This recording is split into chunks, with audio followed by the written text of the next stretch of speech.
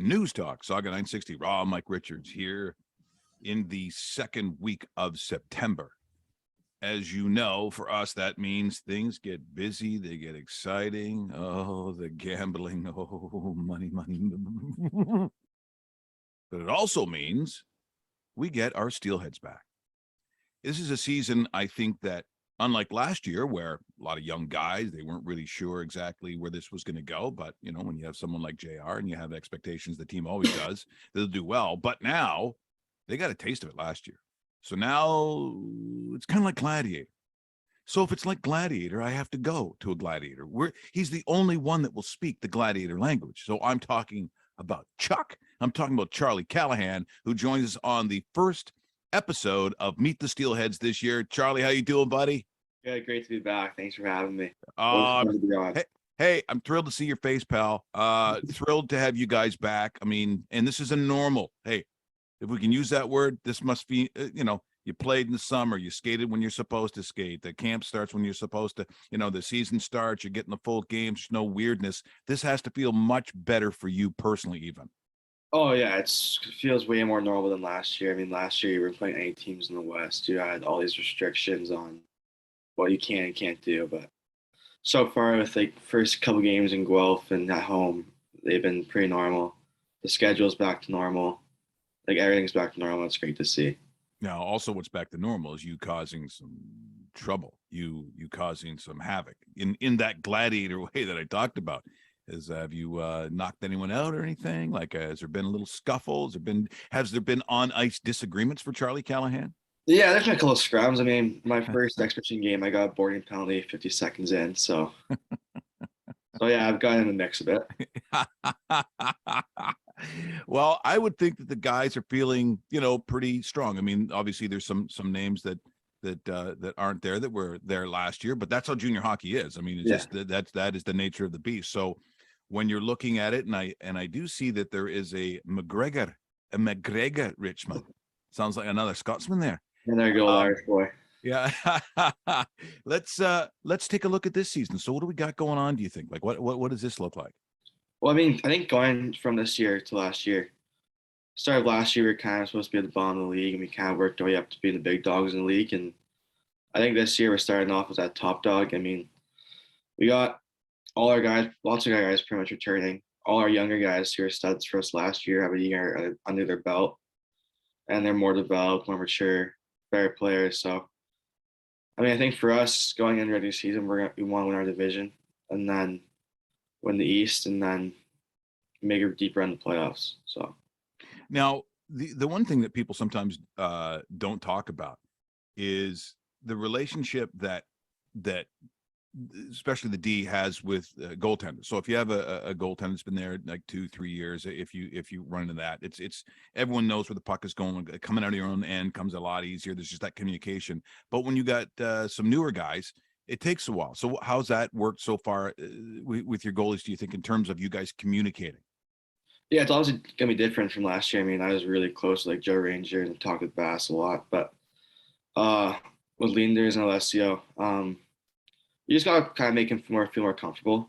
I think at the start of the year, a lot of that in their play will have to do with comfort and familiarity to us. So we're just always talking to them on the ice, making sure we're vocal in the room with them, just making sure we're just helping them every day and talking to them, making sure they know how to play and what to do in certain situations, how we like to do things as the decor, like when pucks are dumped in, where we like the pucks to go, or something like that.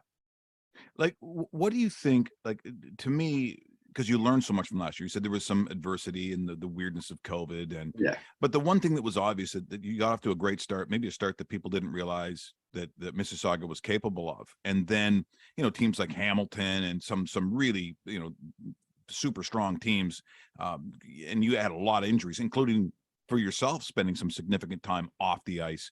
So yeah. what do you think you learned from that last year in terms of what you'd like to do differently this year? What was the lesson learned, do you think? I think the lesson learned last year is just how hard it is to win. I mean, you look at Hamilton, like they went up until the finals, they haven't lost a game in playoffs. Like they're just so talented, and it just wasn't their talent that got them there. It's their working ability, how they play in the D zone, how hard they played, how much of pricks they were to play against. I think that's just one thing you have to learn about is that to go far in playoffs, you can't play a soft game. You have to play hard nosed hockey for a full 60 minutes every game, or else you're going to be out. And I think with looking at Hamilton and watching them go on, and even Windsor, you look at the big body hockey they played and how physical they were and how hard they were to play against. And that's one thing we have to learn from that for sure. We talked about the injuries a little bit, and that forced some young guys to come into the lineup. Now they're going to be more of a bigger piece, this year going forward. How does that help them, getting the experience, being able to play in a playoff push like they did last season? Oh, I think that's massive for them. I think now they're coming into it way more comfortable. They're not so much on their heels not so much on their heels and nervous about making mistakes. They got their first taste of it, and now they can just keep the momentum going into this year. And I think it's massive for them. Well, the one in the way that you put it too is that, and it's the one thing that, when I criticize the Leafs that they don't have, which is you got to be hard to play against. Yeah. Like you've got to be hard. And you said what it's like playing Hamilton. It's got to be unenjoyable. Like when they come, especially when they come into your barn, it has to be something that they would rather not do. And I remember years ago when I had time, when I did mornings in Calgary, that Robin Regier and guys like that, when they're playing for the Flames. And the one thing, one of the guys on the other team, when I talking to him off the air from the other team, said, he goes, you playing Reggie's brutal, man. He goes, in that third period, I am sick of that big goof just always hammering on me. By the third period, you literally just don't want to be there. And you know what? There's a lot of that in your coach, in the way in which he coaches, very similar to Daryl, like very simple, right? Not a yeller, just, following tasks, working hard in practice and executing in the game. It's not complicated, which I think all the good coaches have. But the one thing that he does want to see from you guys, I'll be honest, a lot of it lies on your shoulder, as in you, because you lead by example. You're not sitting there. You don't need some great big speech in between the periods or whatever. You lead by what you do physically. And I think at the end of the day, that's what your team needs to be, is just kind of a lot of Charlie Callaghan, if I want to be honest. Yeah, I do think we need to add a bit more physicality and hard-nosed game to it. And Jay obviously loves that. But like again, looking at Hamilton last year, like you look at their blue line, they had all these big guys up back there that would run you, hit you. Even though some guys up front, like their skill guys, would go up and hit you. But I think that's definitely one thing we're gonna have to add this year, is that physicality and just that hard-nosed style of hockey. And you talked about the start that you guys got off to last season, and it kind of put a target on your back going into the late into the season and into the playoffs. And now you're going to be starting the year with that target on your back. How do you think you guys are going to be able to adapt to that and, maybe change things for the better this time around? I kind of enjoy it. I kind of like everyone kind of targeting us, kind of at us, trying to take us down. I mean, last year there's kind of no pressure going into it, but a little pressure is not bad for anyone. So I'm pretty excited for it. I think everyone in the room is pretty excited to be kind of like going through the years at top dog, and everyone kind of going for us. It's gonna be fun, I think. Well, I think fun is the one thing that you guys kind of also excel in. I think you're a very close team, and look, that's not easy to do in a junior program because, as you said, a lot of faces change, and a lot of, Pruder's not there. There's a lot of guys that, you know what I mean, that you're going to miss them because you guys are close. How long does it take to kind of gel like that? Or do you feel like you set a tone early, even in camp, about guys wanting to be a part of this?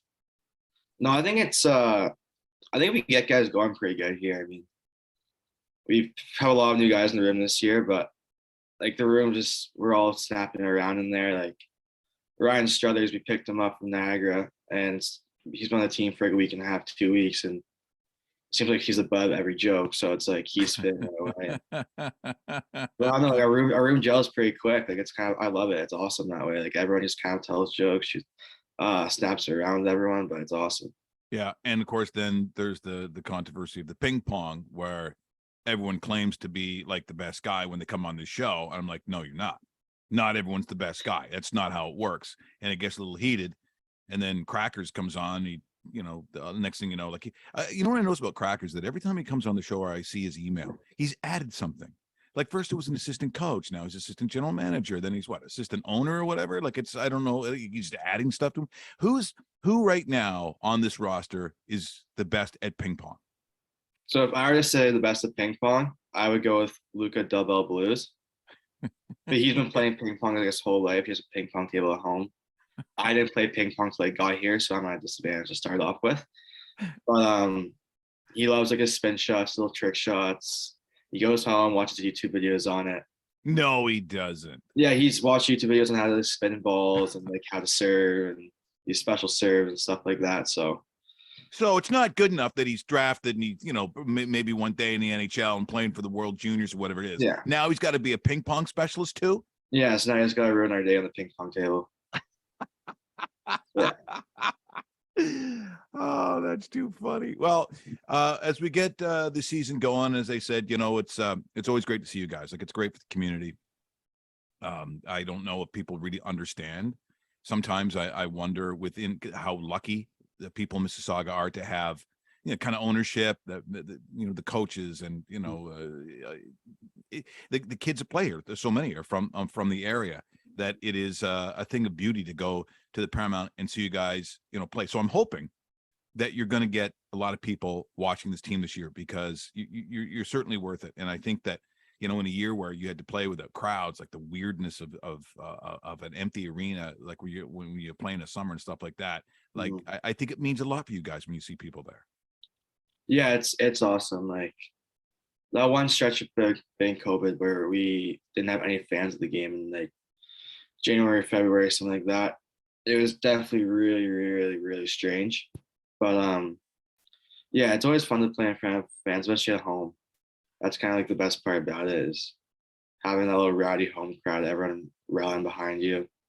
Every hit, save, everyone's making noise, goals, everyone's going crazy. So yeah, hopefully we have a lot of people coming out to the games this year. It'll be a lot of fun. Yeah, I agree. I hope to get to a heck of a lot more games than I have been going to. So I really want to see it.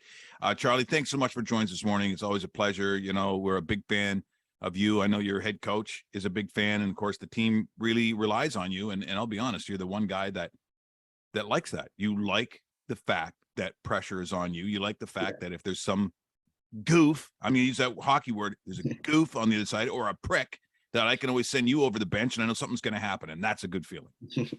Yeah. Thanks for having me. It's always fun to be on here. That is Charlie Callaghan, one of our favorites, joining us here. This is the first of the Meet the Steelheads that we'll do each and every Tuesday at 8:10. And as you'll come to understand that they're just a great group of kids. And Charlie, come on. I do not love that guy. he is just the best. And they're wonderful. And I know from Elliot and from JR and Jeff, as in Crackers, there's an expectation of the kind of person that they not only want on the team, but the kind of person they want to see after they spend time with the Steelheads to go into life, to learn lessons going forward, just being a citizen, just to being a better person. And that's what happens when they go to the Steelheads. So we can't do this enough. One of my favorite segments of the week.